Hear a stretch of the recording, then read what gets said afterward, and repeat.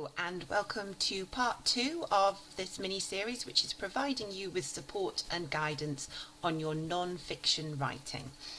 So today we are going to be looking at the whole idea of developing a line of argument and sounding like an expert. So we are very much building on all the aspects I talked about in part 1. So if you haven't yet watched that, please could you stop this video and go back and watch part 1. So following the last video, you've hopefully looked into fast fashion, because that was on the last activity one of the 2 things I asked you to do a bit of research into. If you haven't done that, again, I'd like you to pause this video and go and at the very least check out the YouTube video from Teen Vogue, which covers really quite quickly and simply some of the basic issues and problems with fast fashion. The only reason why I'm asking you to do that is just so that you will feel a little bit more confident as we go into today's activities. Maybe feel a little bit more like you can tackle the subject matter. Okay, so if everybody's had a look at that, we can then move on and have a think about what we're focusing on today. So in the green box you will see a controversial statement and then an instruction with an indication of the medium, the form that we're writing in and our audience. So I'm just going to read that all out. Fast fashion is destroying the planet and causing suffering. We need to buy fewer clothes which last longer. Write an article for a teen magazine in which you explain your point of view on this statement. So that's very obviously following the pattern that we looked at in the last video for the AQA section B of paper 2.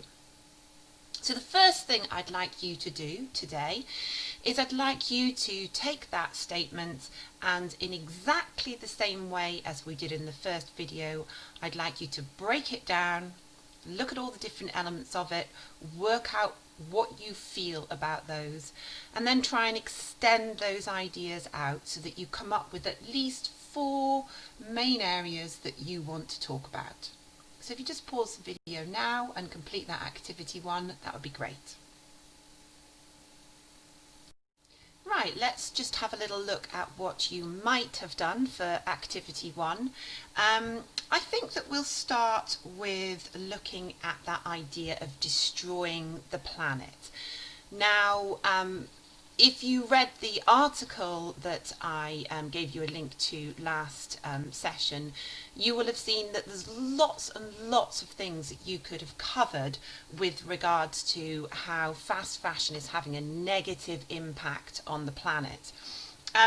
However, it would be really difficult for you to cover all of those different areas because you've only got a limited amount of time, and it's much better to make a smaller number of points well than cover lots and lots of things in really shallow detail. So I have gone with the idea that there's a huge amount of waste going to landfills, and actually lots of energy went into the production of all these clothes, and then we just chuck them out after 1 or 2 uses of them, and that's really, really ineffective waste of the planet's resources. So that's my first area that I thought I might focus on with regards to destroying the planet. The second area I thought would be interesting is the idea of the terrible pollution of water and the impact that that has not only on nature but on people as well. So I've just gone with 2 of the bigger aspects of how fashion is destroying the planet rather than focusing on everything.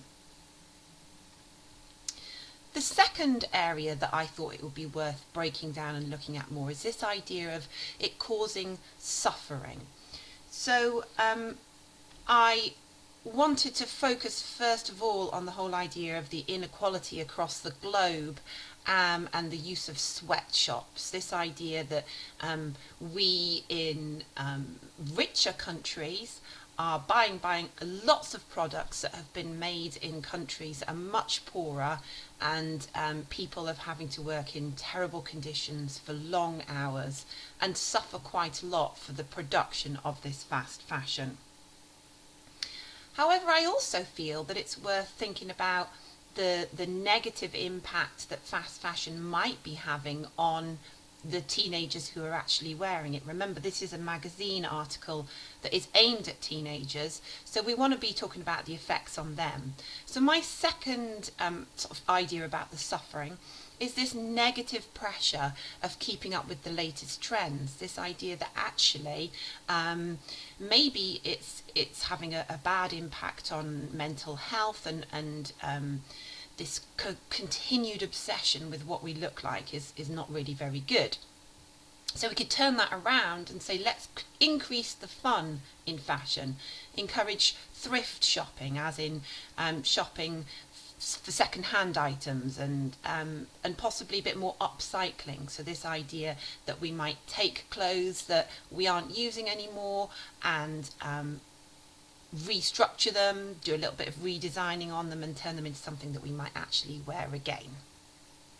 So just a reminder that the key thing when you're doing this initial break it down and extend it, you want to make good choices about what you are going to talk about. Choose things that you can go into quite a lot of detail on, not lots and lots of small points. Okay. We're now going to focus on extending our own writing, and I'm going to give you a few top tips as to how to do that. So we're going to start by taking a look at an extract from one of the articles I directed you to in the last video, again sticking with fast fashion. This extract is near the start of the article, so it's part of a broader introduction to the topic. And I'm just going to read it out to you. Fast fashion is the mass production of cheap, poor quality, disposable clothing. To give you an idea of the scale of the problem, the fashion industry churns out a gargantuan 80 billion garments a year. That's over 10 for every person on Earth, and 400% more than it produced 20 years ago. So looking at the start of that extract, we can see that the writer has begun with really quite simple, clear facts. Now actually they've used a list of 3: the mass production of cheap, poor quality, disposable clothing. But all it is a very simple description of what fast fashion actually is. But then they go on and they develop that, and that's what I want to have a look at now. They start to bring in, at this point here, statistics. Now, facts and statistics are absolutely key to your non-fiction writing. And here the writer is using those statistics to clarify the point of what fast fashion is, because they've already said that it is cheap, poor quality, disposable clothing. But now they're showing you how much is actually being produced. So they make the point that it's 80 billion garments a year. So that's a very clear statistic.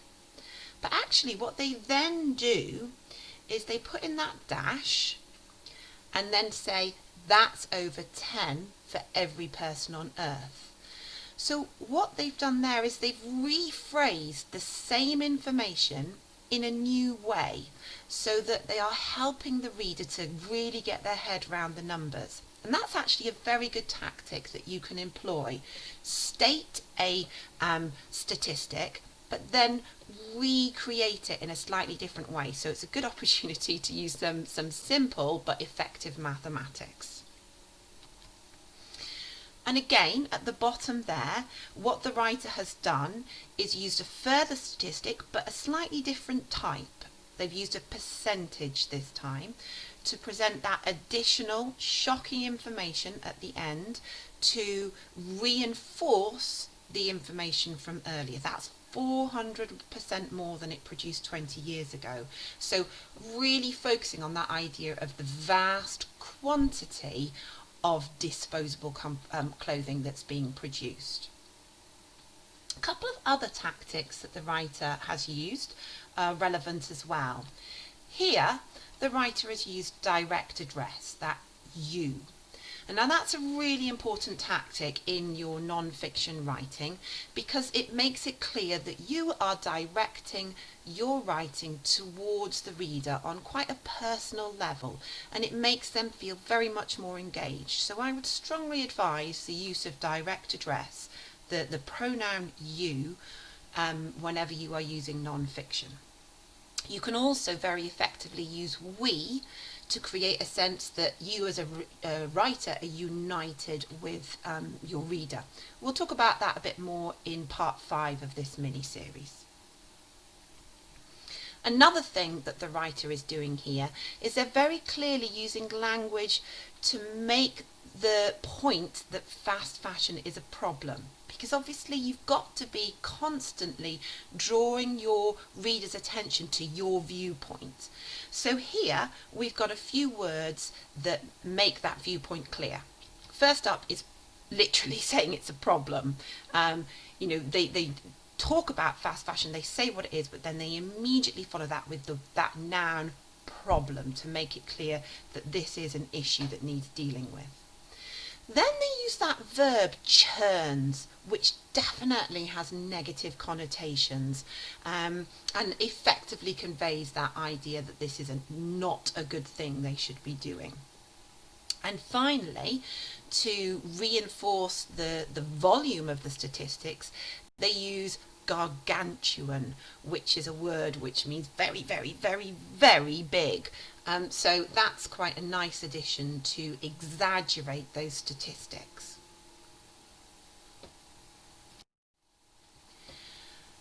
Activity 2 is designed for you to have a go at what we've literally just looked at. So that idea of taking a basic fact and extending it with statistics and information to make it more powerful. So in the blue box, I have presented you with the basic fact. A byproduct from textile factories in countries that produced fast fashion items is untreated toxic wastewater. So there's your fact. What you have to do is you have to build on that fact. You have to include statistics that make it clear how bad this water pollution is. So for example, you might talk about how many people are affected and in what ways they are being effective, and you can be bringing in numbers and figures about these people. You might also be including which countries are worst hit and the impact on the wildlife. So you've got lots of different ways in which you can extend this basic fact with those statistics, that you reframe, present information in the same way, add in that use of the personal pronoun, that you, and use language which shows your viewpoint. So I want you to pause the video now and have a go at activity 2. You might want to rewind a little bit and go back and look at the professional version that we looked at before to help influence you. Okay.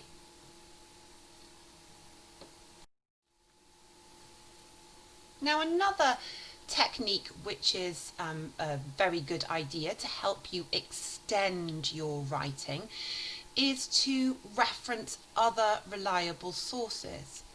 So again, I took this from the magazine article. According to Clothes Waste Charity Trade, the average garment is only worn 10 times before it is thrown away. Now, by including the views of other reliable sources, you are making your point more believable. So it's it's really the equivalent to a writer basically saying, don't just believe me, listen to what all these other clever people are saying. So this again allows you to take a basic point, a basic fact, and build on it and show that other people also have things to say about this basic fact. So I'd like you to have a go at activity 3 now. We're going with that idea of referencing other organisations. So we're going to be wanting a charity which deals with water pollution. So if you don't know the name of a charity that deals with water pollution, don't worry. One of the key things you need to understand whenever you come to exam writing is that you don't actually need to know the real people and the real facts and the real statistics. You can actually make them up. Now, I would only advise you to do that in exam conditions. I think if you are doing writing outside of exam conditions, it's nice to be able to do proper research and come up with actual facts. But please be aware that, as I say, in exam conditions, you can make it up. So, make up your water pollution charity now. I'd then like you to write a sentence which follows your stats on water pollution from activity 1. And I'd like you to begin with the sentence starter, according to the water pollution charity, and then include their name, and then go on and give information about what that water charity is saying, which supports your viewpoints. Okay, so if you pause the video now and have a go at that.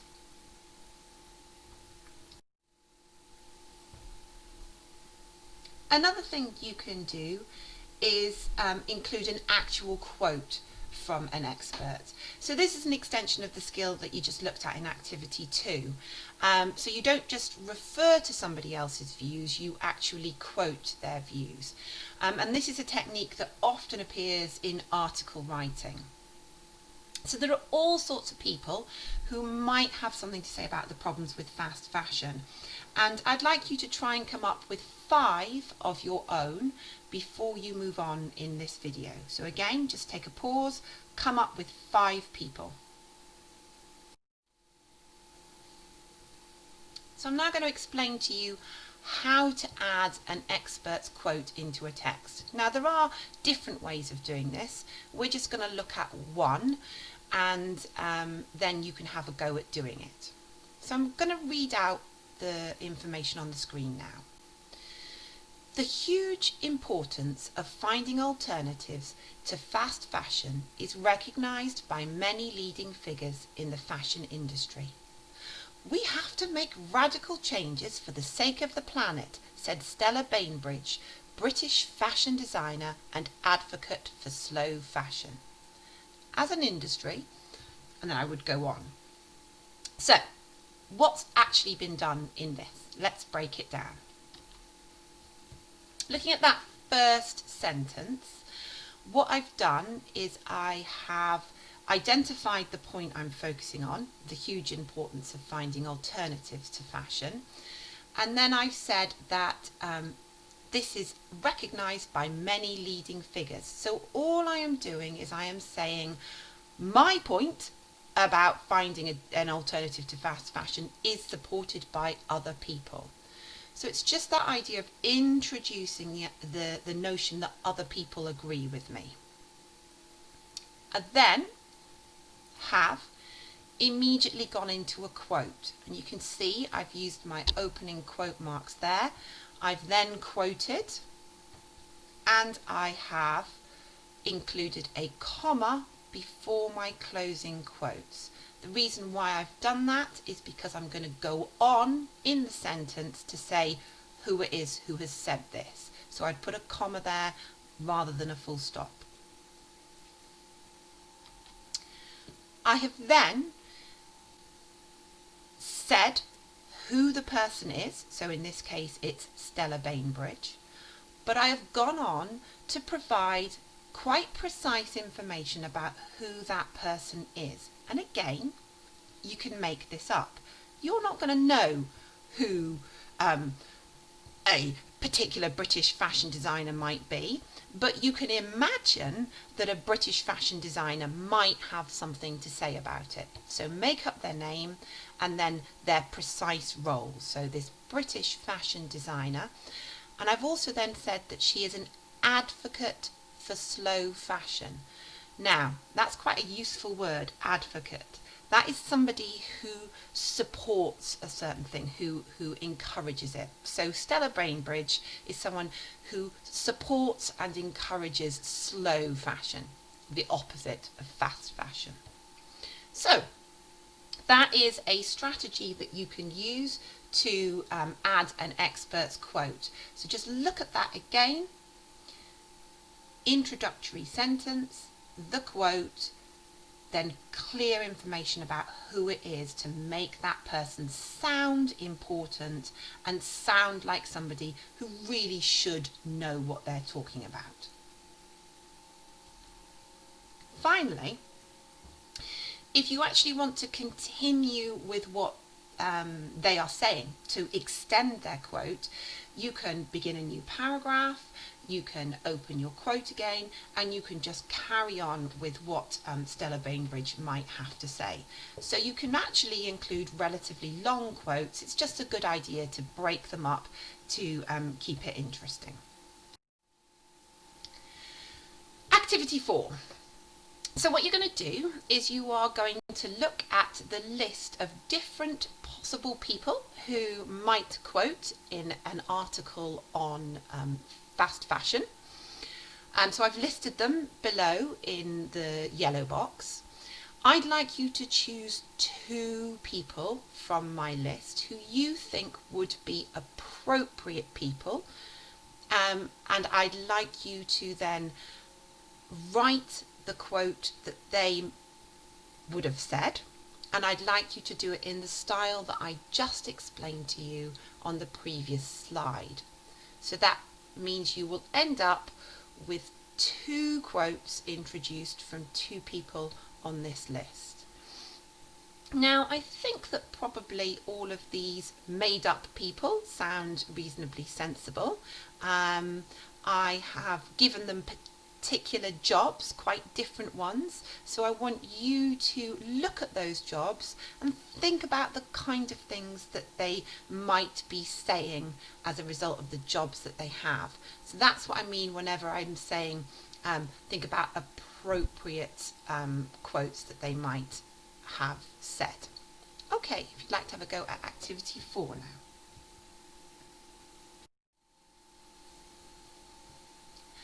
Another way to extend a point, and this is the last top tip I'm going to be giving you today, is to make reference to research into the subject that you are covering. And this is a particularly useful tactic to employ when you are referring to facts and statistics. Again, remember that in an exam condition, this is something that you can entirely make up. The key thing is that you need to sound convincing. So, we're going to take a new area of my original plan and work our way through it, just so that we're picking up on lots of different areas. So I mentioned that I thought there was a negative pressure of keeping up with the latest trends, and that would be one of my areas that I'd want to develop. So keeping that in mind, this is activity 5, our last activity.